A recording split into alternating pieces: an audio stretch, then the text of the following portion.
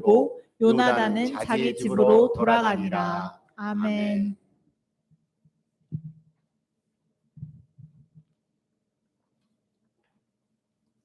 오늘은 기독자들 간의 도움이라는 주제를 가지고 함께 말씀을 나눠보도록 하겠습니다.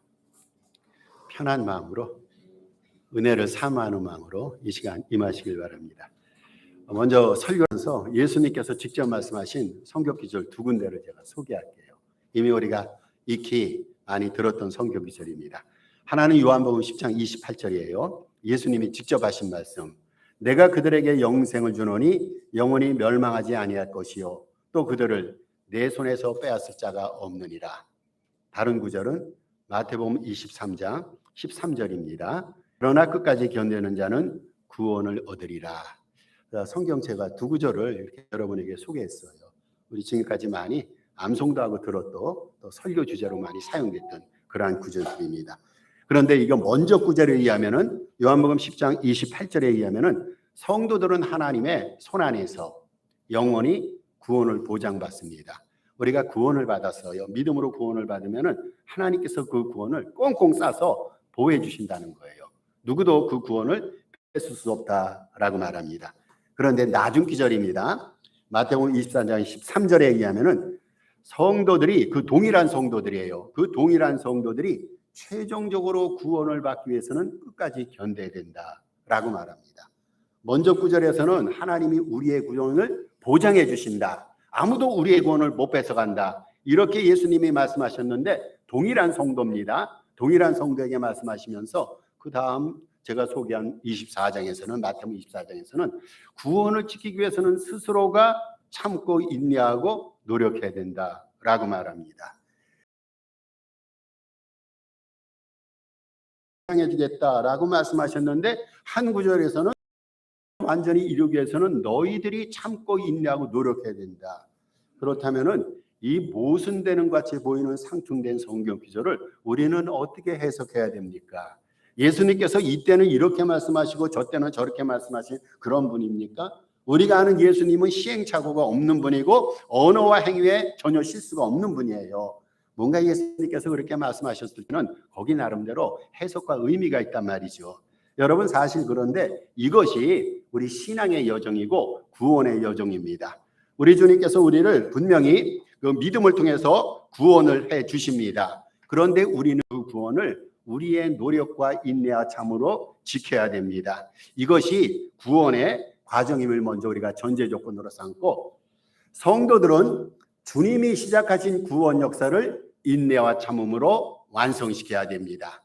그러한 과정을 통해서 우리 주님께서는 우리의 구원을 영원히 보존해 지켜주는 거예요. 자, 구원의 역사를 누가 시작합니까? 하나님이 시작하십니다. 하나님. 그런데 하나님이 시작하시는데 하나님께서는 당신이 시작하신 것을 우리와 더불어 우리 손으로 마무리하고 완성시키기를 바라는 거예요.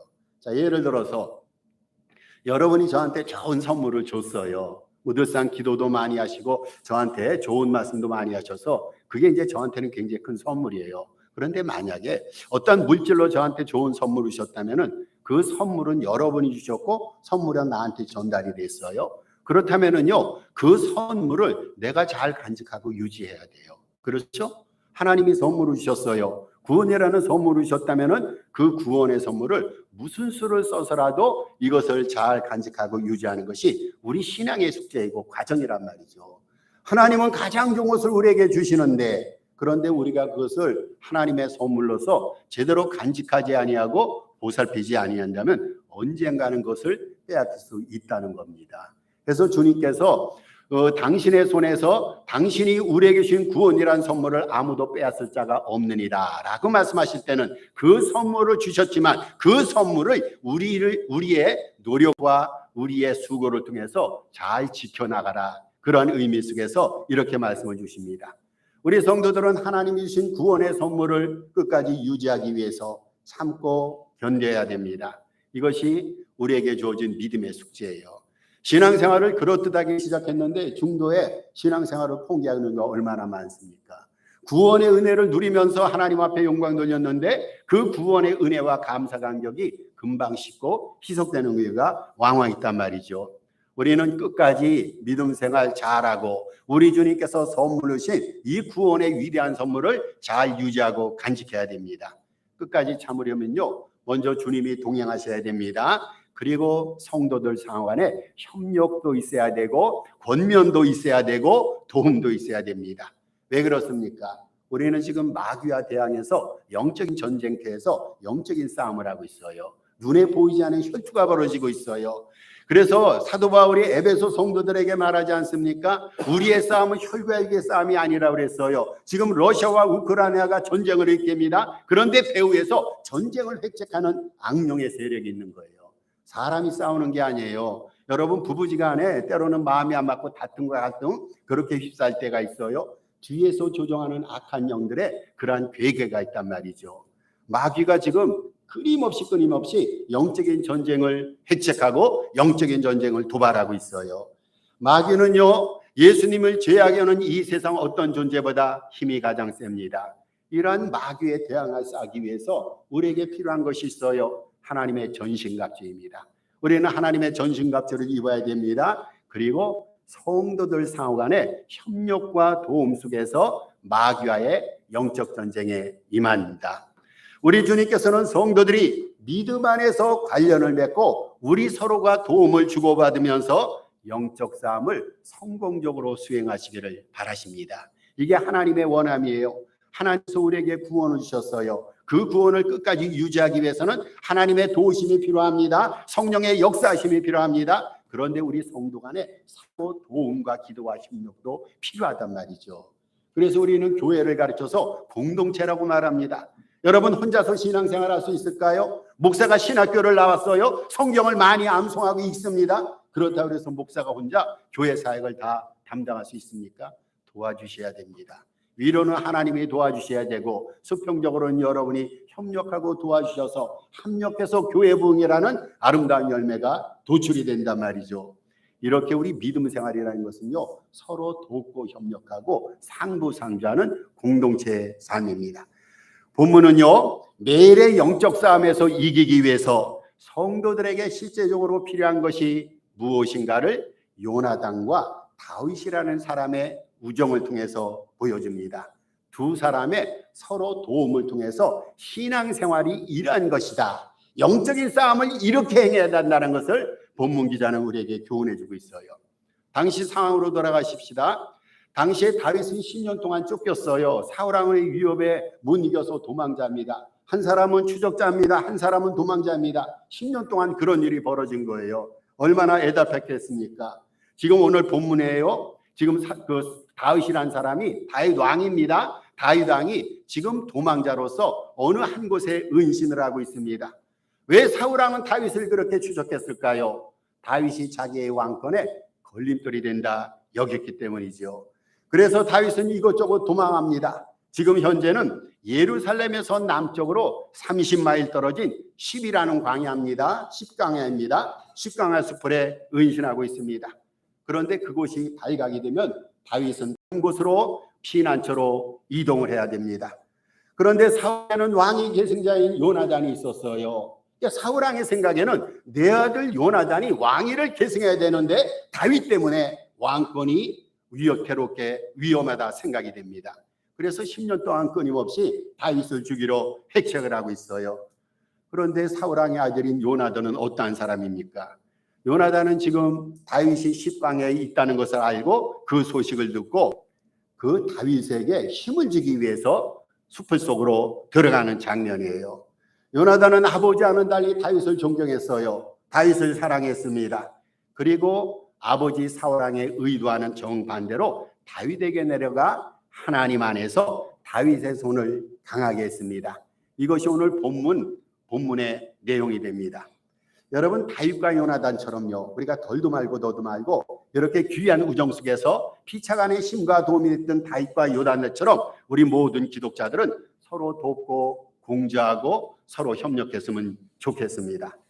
영적인 도움은요, 초신자들에게만 필요한 것이 아니에요. 처음에 교회 온 사람은요, 성경 구절을 제대로 찾지 못합니다. 찬송가가 어디 있는지 모릅니다. 교회법을 모릅니다. 예배에 대해서 유스트가 되어 있지 않으니까 실수를 연발합니다. 그때 믿음이 좋은 사람이 초신자를 가르쳐주는 거예요. 초신자에게 때로는 전화도 걸어서 신앙을 어떻게 신앙생활하고 있는가, 어떻게 믿음 생활이, 교회 생활이 은혜 가운데 잘 진행되고 있는가, 이러한 사랑과 성진과 관심을 보여줌으로써 초보자의 믿음이 부쩍 자란단 말이죠. 그런데요, 신앙 안에서의 도움이란 것은요, 초신자뿐이 아니에요. 여러분, 믿음이 세고요, 리더십이 강력한 자에게도 도움이 필요하단 말이죠. 우리가 아무리 성장하고 성숙해도요, 아무리 우리가 믿음 안에서 성장하고 성숙해도 다른 그리스도인의 도움을 필요로 하지 않는 사람은 한 사람도 없습니다. 여러분, 저도 여러분의 도움이 필요해요. 저도 여러분의 기도가 필요합니다. 제가 강대상에서 힘있게 하나님의 말씀을 전합니다. 때로는 강대상에서 풀이 죽을 때도 있어요. 어떤 때는 성령 충만해서 하나님의 말씀을 전하기도 합니다. 여러분, 그렇다고 해서 제가 완전 무결한 신앙인입니까? 성경을 조금 많이 알고 기도 시간이 많다고 해서 다른 사람에 비해서 제가 영적으로 이렇게 강건한 사람인가요? 아니란 말이죠. 강대상에 내려오면요, 저나 여러분이나 똑같은 연약한 성경을 가진 사람이에요. 눈으로 볼 때는 탁월한 리더십이 있어요. 눈으로 볼 때는 영성이 강하게 보입니다. 그러나 그렇게 강하게 보이는 사람이라 할지라도 도움을 필요로 합니다. 여러분, 우리 교회 모든 성도들은 피차 간의 협력과 도움과 권면을 필요로 합니다. 그거를 오늘 우리가 이 시간 배우는 거예요. 우리들에게는요, 우리 상호간에는요, 매 순간 기도가 필요합니다. 우리 권사님들 지금 병약해서 교회를 못 나오십니다. 우리의 기도가 필요합니다. 어떤 분들은 부모님이 돌아가셔서 마음이 허합니다. 우리의 기도와 위로가 필요합니다. 여러분, 이 세상 모든 신앙인 영적인 도움과 힘과 에너지가 서로서로에게 필요하단 말이죠. 다윗이 누구입니까? 우리가 알고 있는 다윗은 하나님의 마음에 합한 사람이에요. 여러분, 다윗은 깊은 영성의 소유자입니다. 얼마나 믿음이 깊습니까? 다윗은 탁월한 시인입니다. 다윗은요, 아주 탁월한 목자가 되는 사람입니다. 다윗은요, 한마디로 하나님의 마음에 합한 사람이에요. 그러면요, 이런 사람이라면요, 남의 도움이 필요 없다라고 생각할 수가 있어요. 전쟁에서 연전전승했던 강한 용사가 아닙니까? 다윗이 전쟁에 패한 적이 있습니까? 골리앗까지 이겨낸 사람이에요. 그런데 이러한 강해 보이는 다윗조차도 지금은요, 도망자예요, 도망자. 다윗과 요나단을 비교하십시다. 요나단은 성경에 많이 기록이 되어 있지 않아요. 다윗은 영성이 있지만 그 영성의 깊이에 있어서 요나단보다 아마 다윗이 한 수 위였을 것입니다. 강함과 지성과 영적 이해나 깊이에 있어서 다윗은 요나단보다 아마 한 수 내지는 몇 수 위였을 것입니다. 그러면요, 세상적이고 객관적인 판단으로 누가 누구를 도와야 됩니까? 다윗이 요나단을 도와야 돼요. 이게 상식 아닙니까? 그런데 오늘 본문에 보면 거꾸로 됐어요. 요나단이 다윗을 지금 돕고 있는 상황입니다. 그렇게 믿음이 좋고 리더십이 탁월한 다윗조차도 요나단을 통해서 위로와 힘을 얻고 하나님의 능력을 받았단 말이죠. 오늘 본문 16절에 보면 요나단은 다윗에게 가서 그로 하나님을 힘있게 의지토록 했어요. 오늘 이것이 우리가 받아야 될 교훈입니다. 그러면요, 우리들은 어떻게 낙담에 빠진 동료들을 하나님 안에서 강하게 해줄 수 있을까요? 때로는 저도 낙담에 빠집니다. 우리의 부모들도 낙담에 빠집니다. 우리의 동료들 낙담에 빠질 때가 있어요. 그들을 우리가 주 안에서 강하게 해주어야 되는데, 그것이 신앙인의 숙제인데, 그렇게 공동체 생활을 해야 되는데 어떻게 할 수 있을까요? 첫째로, 강하게 하기 위한 의식적인 노력을 해야 됩니다. 여러분, 이 사실 기억하시길 바라요. 우리가 누군가 낙담에 빠진 사람들을 강하게 해줘야 되는데, 강하게 해주기 위한 의식적인 노력을 우리가 해야 된단 말이죠. 상처받은 사람의 손을 강하게 하고 하나님 안에서 저에게 힘을 북돋워드리면요, 의식적이고 의도적인 계획과 노력이 모두에게 있어야 됩니다. 여러분, 돕고 섬기는 일은요, 기도와 계획 없이 그때그때의 상황을 보아가면서 대충 되어지는 것이 아니에요. 우리가 누군가를 돕는다고 그럴 때 즉흥적으로 도운데 그것이 큰 열매가 맺어집니까? 아니란 말이죠. 돕고 섬기는 일은요, 기도가 필요합니다. 계획이 필요합니다. 여러분, 돕고 섬기는 일은 우리의 마음다짐이 필요합니다. 다윗은요, 요나단은요, 다윗을 강하게 해주려는 그 노력을, 계획을 이전부터 세웠어요. 그것을 위해서 요나단은 기도했습니다. 그리고 때가 되어서 다윗에게 나갔단 말이죠. 어느 날 갑자기 요나단이 다윗이 식강에 있는 것을 우연히 알지 못하고 나가서 우연히 만났습니까? 아니에요. 알고 있었어요. 알고 있었는데 요나단은 금방 나가지 아니하고 어떻게 하면 저 사람을 도울 수 있을까? 하나님 앞에 계획을 여쭙고 기도하고 그리고 때가 돼서 나갔단 말이죠. 누군가를 돕는다든지 교회를 한다든지 선한 일을 한다든지 여러분 얼마나 귀한 일입니까? 그런데 이렇게 큰 일을 할 때는요, 뚜렷한 목적의식과 계획이 있어야 되고 기도가 뒷받침돼야 됩니다. 저는 정말 이거 말씀드리고 싶어요. 우리가 크고 좋은 일들 하고 싶어요. 교회 활동하고 싶어요. 그런데 정확한 목적의식이 있어야 됩니다. 왜 우리가 그 일을 해야 되는가? 이 일을 통해서 하나님 앞에 영광이 나타나는가? 그럼 이 일을 하기 위해서 우리가 무엇이 필요한가? 계획도 짜야 되고 기도도 해야 된단 말이죠. 그때 하나님께서 역사하셔요. 이거를 요나단이 다윗에게 도움을 주면서 우리에게 교훈을 주고 있어요. 그 목사님 가운데 사무엘 피어스라는 목사님이 있습니다. 이분이 1792년에 침례교 선교사들, 이게 침례교 교단의 선교사들 협의회를 만들었어요. 협의회를 만들었는데 그 협회에 속했던 유명한 선교사님 가운데 윌리엄 캐리라고 있습니다. 여러분 윌리엄 캐리 들어보셨어요? 현대 선교의 아버지라 일컫는 사람입니다. 현대 선교가 그분의 모든 정책으로부터 시작됐어요. 그 윌리엄 캐리 선교사가 있었는데 이 피어스 목사님과 윌리엄 캐리 선교사님은 서로 사랑하는 사이예요. 두 분이 아주 끔찍히 주 안에서 깊은 우정을 갖고 있었어요. 그리고 이 사람들은요, 그냥 함께 모임을 갖고 서로의 손을 하나님 안에서 강하게 하는 데 깊이 헌신됐습니다. 이 사람들은 만나면 서로 손을 잡고 기도하는 거예요. 기도를 통해서 서로 간에 도움이 되고 힘이 되고 영적 에너지, 영적 교리가 있게 됩니다. 그래서 이 두 사람은 서로가 멀리 떨어져 있는 동안에도 늘상 그렇게 했어요.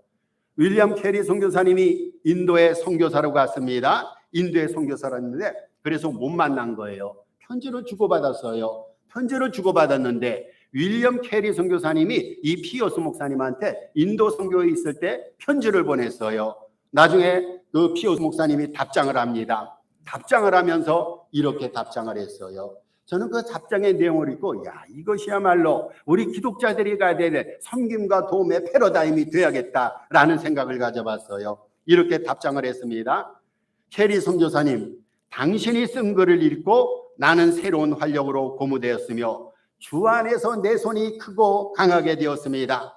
나는 선교사님의 편지를 읽고 하나님 앞에 찬양하였고 힘을 얻어서 하나님 앞에 기도했습니다. 그리스도인들 외에는 어느 누가 사랑하는 주 안에서 피차간의 힘을 얻고 기쁨을 느낄 수 있겠습니까? 여러분, 목사와 성도 사이에 우리 둘 사이에 서로 기도하는 가운데 돕고자 하는 욕구와 돕고자 하는 소망이 은혜 가운데 설계되는 가운데 우리 피차간에 정말로 도움을 얻고 힘을 얻지 않겠습니까? 이 성숙한 기독자가 있어요. 누가 성숙한 기독자인가? 성숙한 기독자의 표징 중 하나는 영적인 공경 및 외부 환경에 빠져서 낙담한 하나님의 손, 사람의 손을 하나님 안에서 강하게 해주려는 의도와 계획을 자신의 삶과 계획 속에 세워가는 것, 이것이 성숙한 믿음의 표징이에요. 자, 예를 들어 보십시다. 우리 주변에 불쌍하고 연약한 사람이 많아요. 기도가 필요한 사람 많습니다. 우리는 그런데 그 사람을 무시할 때가 많이 있어요. 너무나 바쁘고 분주하고 내일도 내가 제대로 처리하지 못해서 전전긍긍할 때가 있어요. 그럼에도 불구하고 우리가 정말로 믿음 안에서 성숙한 주님의 백성이고 자녀라면은 나의 삶의 계획 속에, 나의 기도 제목 속에 도움이 필요한 사람, 하나님 일손이 필요한 사람, 강하게 할 필요가 있는 그 사람의 이름을 새겨놓고 그 사람을 위해서 기도한다면, 그 사람을 위한 기도의 계획을 세운다면 그 사람이야말로 믿음이 성숙한 사람이에요. 우리 주님께서는 우리에게 큰 것을 바라지 않아요. 우리 주변에는 약한 사람, 연약한 사람, 눈물을 흘리면서 도움이 필요한 사람, 그 사람을 직접 도우라. 이것을 주님께서 명하시고 그 사람의 손을 그리스도 안에서 강하게 하라, 이렇게 명령하시면서 실제 그렇게 살아가는 삶을 우리 주님께서는 위대한 믿음의 사람이라 칭하십니다. 여러분, 강하게 하기 위해서 우리는 의식적인 노력과 기도와 계획이 필요합니다. 두 번째입니다. 낙담에 빠진 동료들을 강하게 하기 위해서는 하나님이 공급하시는 힘으로 강하게 해야 된다는 거예요. 하나님이 공급하시는 힘. 우리가 서로를 강하게 해줄 수는 있어요. 강하게 해줘야 됩니다. 성도는 목사를 강하게 하고 목사는 성도를 강하게 하고 성도 사이의 피청 안에 강하게 해야 되는데 우리가 서로를 강하게 해줄 수 있는 것은 하나님 안에 있는 힘에 의해서이지 자신 안에 있는 힘으로 인해서가 아니란 말이죠. 하나님 안에 있는 하나님 힘으로 강하게 해줘야지 정말 그것이 강함이 됩니다. 자, 요나단으로 돌아가십시다. 요나단은 자신의 능력으로 다윗을 강하게 하려고 10이라는 숲을 속으로 들어갔습니까? 아닙니다. 아닙니다. 요나단은 자기의 힘으로 다윗을 강하게 해준 게 아니에요. 아까 제가 말씀드렸어요. 영성을 보나 실력을 보나 인품을 보나 다윗이 한 수 위란 말이죠. 요나단이 자기의 실력을 갖고 자기의 영성을 갖고 다윗을 도와줄 수 없어요. 우리나라 말에 썩어도 준치라는 말이 있지 않습니까? 낙담해도 그 사람은 여전히 강한 사람이에요. 정말로 센 사람이에요. 정말로 힘 있는 사람이 잠시 동안 침체했다고 해서 자기가 갖고 있는 본성, 강함이 어디 사라집니까? 다윗은 강한 사람이에요. 그래서 요나단은요, 자기가 실력과 자기의 힘을 가지고는 다윗을 도와줄 수가 없어요. 그런데 본문에 보니까 요나단은 다윗의 손을 강하기 위해서 다윗이 있는 곳에 갔다라고 말합니다. 무엇을 가지고 도와줬습니까? 요나단 자기의 실력이 아니라 경험이 아니라 요나단 속에 내 하나님의 힘으로 다윗을 도왔단 말이죠. 이것이 도움의 철칙이에요. 여러분, 이것이 바로 우리가 가져야 될 도움의 철학입니다. 이것이 바로 기독자들 사이의 도움과 세상 사람 사이의 도움의 차이입니다. 세상 사람은요, 도울 때 자기가 갖고 있는 것을 가지고 돕습니다. 그런데 우리 기독자들은 도울 때요, 내 안에 있는 하나님의 것을 가지고 돕는단 말이죠. 어느 것이 강합니까? 하나님의 것이 강합니까? 내 것이 강합니까? 요나단은요, 하나님의 힘을 가지고 다윗을 도왔어요. 기독자들 사이의 모든 도움의 모든 포인트는 서로 그리스도를 향하여 가르칩니다. 즉 주님이 공급하시는 힘과 지혜로 돕고 섬기고 위로하는 것입니다. 여러분, 이것이 오늘 우리가 배워야 될 교훈입니다. 모든 도움의 힘은요, 하나님으로부터 나옵니다.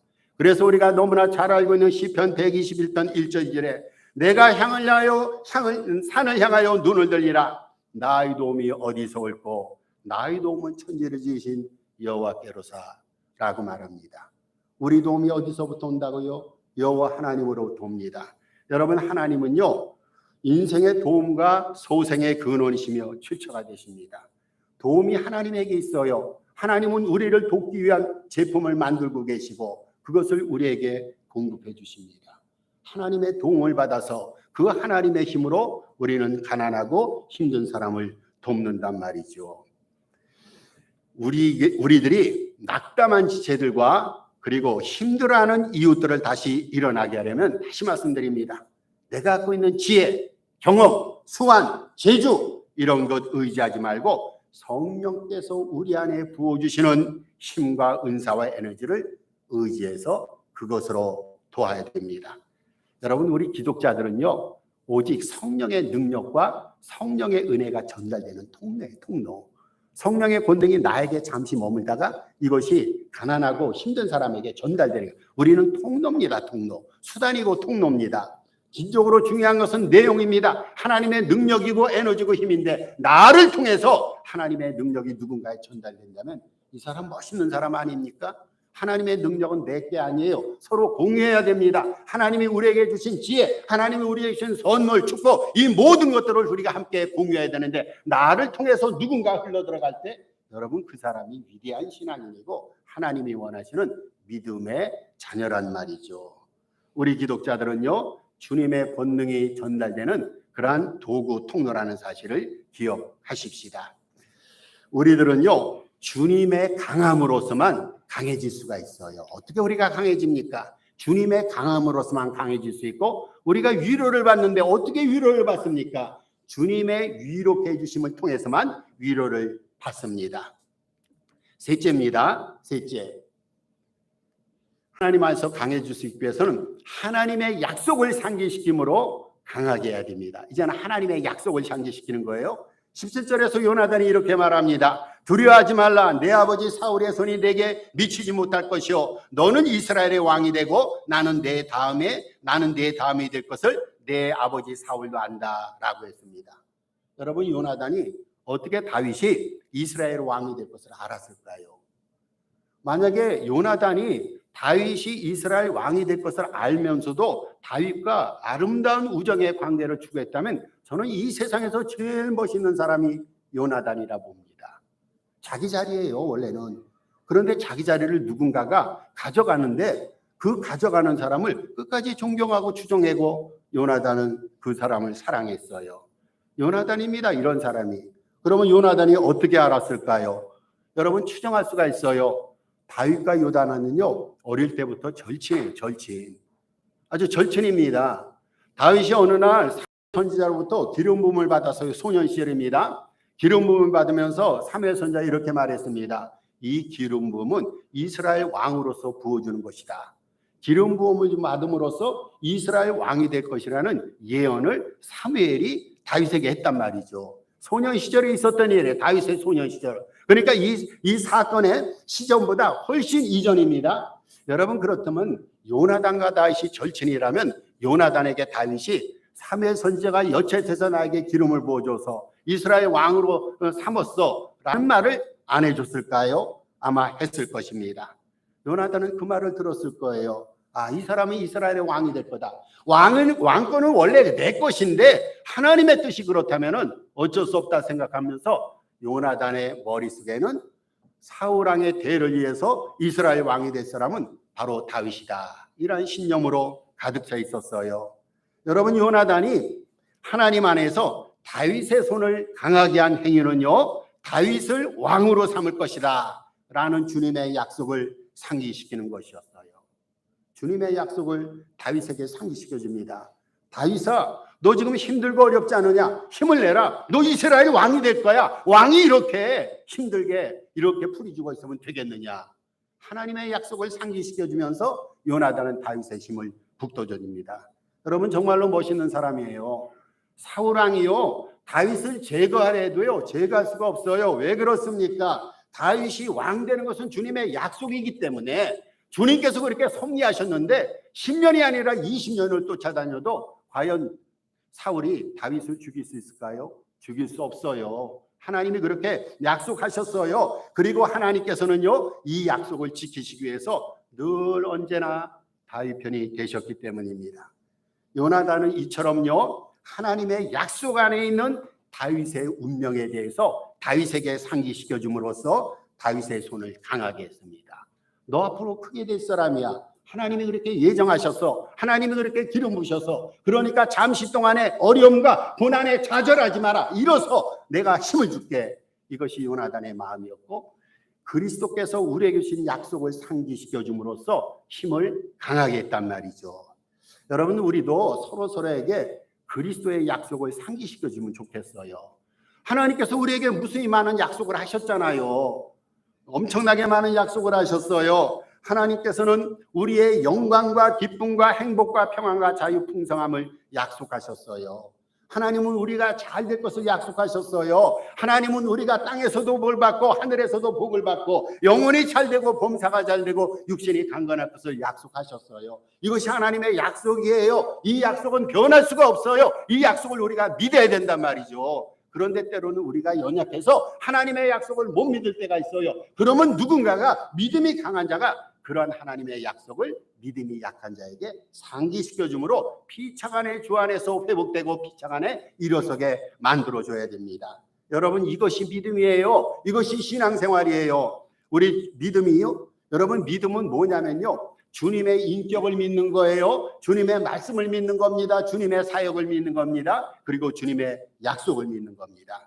주님의 약속을 믿는 것도 믿음이에요. 주님이 이렇게 약속하셨는데 우리 그 약속을 못 믿어 합니다. 여러분, 이게 불신앙이란 말이죠. 주님이 약속하신 것은요, 우리가 명령 그대로 믿어야 됩니다. 왜 그렇습니까? 주님 약속은 그대로 이루어지기 때문에. 하나님이 우리에게 축복을 약속하셨다면요, 우리는 축복을 받아요. 하나님께서 우리에게 하나님의 자녀, 빛된 자녀를 약속하셨다면 우리는 그렇게 살 수가 있어요. 우리 주님께서는 신실하시고 전지전능하신 분이에요. 주님의 약속은 하나도 헛되지 않습니다. 주님께서는 모든 약속을 다 이루어 가십니다. 여러분, 우리 주변에 있는 누군가가 삶의 문제와 애환으로 인해서 힘겹고 아파할 때 그에게 주님의 약속과 주님의 사랑을 꼭 상기시키기를 바랍니다. 약속은 우리를 회생시키는 또 하나의 동력이 됩니다. 말씀을 결론 짓겠습니다. 여러분, 믿음 생활은요, 다른 게 아니에요. 하나님과 그리고 공동체와 더불어하는 공동과학이 믿음 생활입니다. 혼자서 믿음 생활할 수가 없어요. 혼자서 주님의 사역 감당할 수 없고 교회 생활할 수가 없습니다. 공동과업입니다. 이 과업을 함께 수행하려면 우리 주님 말씀에 경고 있어야 됩니다. 성령의 역사하심을 따라야 됩니다. 그리고 주님의 뜻에 절대 순종해야 됩니다. 여러분, 그리고 지체들 간에요, 사랑으로 상부상조해야 됩니다. 어떤 사람이 울고 있어요. 저 사람의 손바닥에 가시가 박혀서 울고 있는가? 발바닥에 가시가 박혀서 울고 있는가? 우리는 관심 갖고 위로하고 격려하고 발에 있는 손에 있는 가시를 떼줘야 됩니다. 이게 믿음의 식구고 믿음의 지체들의 해야 될 일입니다. 우리는 성령의 능력으로, 내 힘이 아닌 성령의 능력으로 도와야 됩니다. 성령의 권능과 지혜로 서로 돕고 권면해야 됩니다. 여러분, 그럴 때 우리가 주님을 은혜 가운데 잘 섬기며 성령의 능력을 따라가고 비차간에 돕고 섬길 때 개인 영성이 회복이 됩니다. 믿음이 살아납니다. 교회가 살아납니다. 그리고 공동체가 은혜 가운데 든든히 서갈 줄로 믿습니다. 우리 주 안에서 서로 도움으로 모두의 손과 발이 더욱 강해지는 역사가 일어나기를 주님의 이름으로 축복합니다. 우리 주신 말씀 생각하면서 한 2분 정도 기도하십시다. 하나님, 우리 주님의 약속을 상기함으로 돕는 자들이 되게 하시고 주님이 공급하시는